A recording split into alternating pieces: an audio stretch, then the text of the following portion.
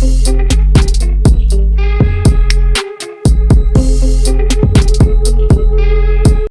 right, in this video, we're talking about what is cash flow, and I'm going to read you an exact definition of cash flow. Cash flow is the total amount of money being transferred into and out of a business, especially as affecting liquidity. Okay, in a nutshell, cash flow is the heartbeat of your business in terms of keeping everybody getting paid, being able to pay your creditors, being able to build capital. Cash flow is basically the cash flowing into your account and then flowing back out, okay? Now, cash flow is so important, and we're gonna spend this entire video just talking about cash flow because I want you guys to understand how important it is. Now, having success in the business and getting a lot of sales is one thing, but you have to be able to manage your cash going out with your cash going in. And we're gonna talk about some of the next videos about having lines of credit and having credit cards and why that's an essential part of your business. But understanding cash flow is just such a huge deal. Okay, so I'm gonna give you a scenario here. Your first year in business, you kill it. You go out and you sell $1 million worth of jobs in a year. And you start off with a really low budget. Let's say you put in $10,000 of your own money, and you hire one salesperson, you don't have anybody working in the office, you decide to do it yourself, and you go out and you buy you a new truck, which do not do. We're going to talk about that later. You go out and buy a new truck, you go out and you get an office space because you're starting to grow, and you go out and start selling all these jobs, and 3 months in, you start running into cash flow problems. And what that is you go out and sold all these jobs and you started billing all these jobs and you're not collecting fast enough, and the money out is a lot more than the money coming in. Your overhead and your cost of doing business is more than the money coming in and your gross revenue. Does that make sense? Okay.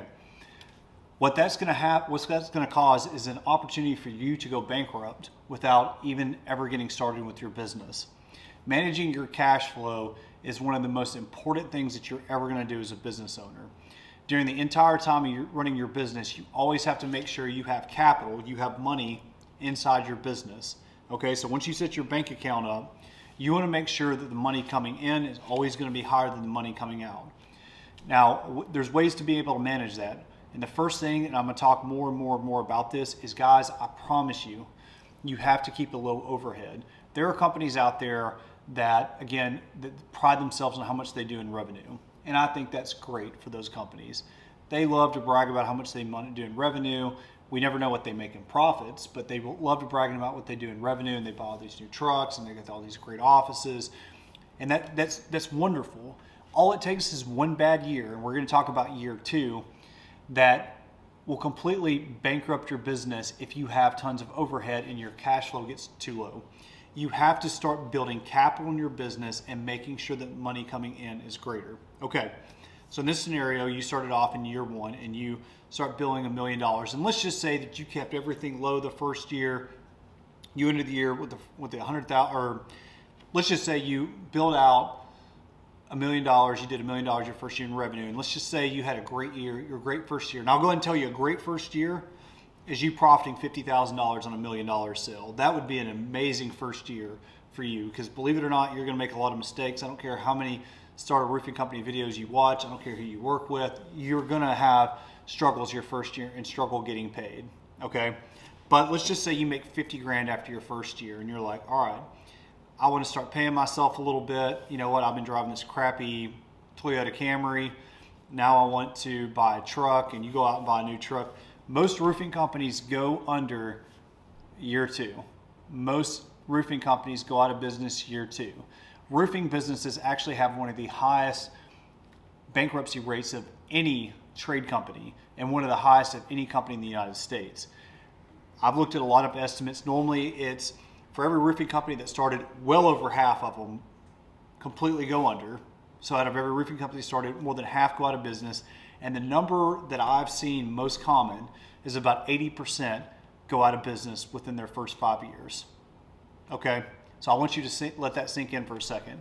If you start this business, you only have about a 20% chance of starting a business that's going to be successful and still going to be around in 5 years. It's pretty scary, right?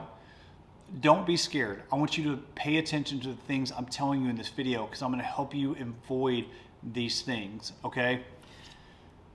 Now, when it comes to running your business, I've spoke 1,000 times about this, and again, we're going to talk more and more about this, is make sure you have a low overhead. When you have a low overhead, so the cost of you doing business, your office space, all the things that it costs for you to run your business cards, your computer, your fuel, your contracts being signed, lawyer fees, accountants, all that, if you can keep that as low as possible, okay, keeping your overhead low, that's going to allow your profits to be higher, because there's two types of profit. There's gross profit, which is what you're going to be making per job that you do.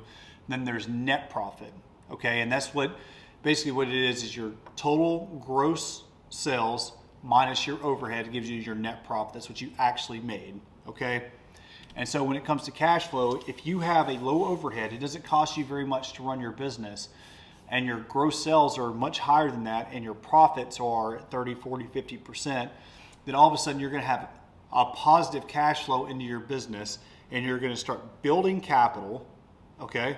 So your company's going to start making money, and then as that money comes out to paying bills and stuff, yeah, it's going to go out and stuff, but over time what you want is a steady one of these, okay? And understand, guys, it's never going to be just like this over time. It's going to be...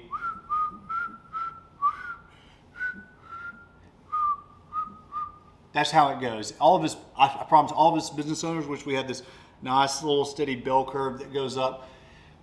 Over time, over a course of 20 years, that's maybe how it looks. But when you first get started, you're really going to be struggling here, okay? I don't want to spend $1 million, we can talk about cash flow. This is, again, a long subject that we could spend a lot of time talking about. What I want you to understand is be very careful the money that you're spending versus the money that you're getting in. And when you get to your second year of business, if you crushed it your first year, act like you had a shitty year. You had a bad year your first year, and in your second year, I want you to still think you're broke. And then your third year, I want you to still think like you're broke. Your fourth year, I still want you to think like you're broke. Going into your fifth year, I want you to still think like you're broke. If you think like that and you keep your low overhead, your business has an opportunity to do some really amazing things. As you want to go from residential to start doing commercial work, one of the ways that you do that is with a really good cash flow and you building capital. Most people never can go from residential to doing full commercial is because they do not have the money to do it. What happens is everybody gets stuck in this residential game because they got so much money coming out, because they're either paying themselves too much, they're paying their employees too much, they have too nice of trucks, their office is too nice, they're paying for a house they can't afford, and they're sucking all their money out of their business. Their cash flow is low, and so they continually have to do residential just to keep the money coming in. What I want you to do is understand how cash flow works, and then instead of cash going in and out as fast as possible, I want you to think about cash going in and building up your capital. Building up your capital is now going to allow you to do larger projects, okay? Larger projects is how you make more money with less effort and less work.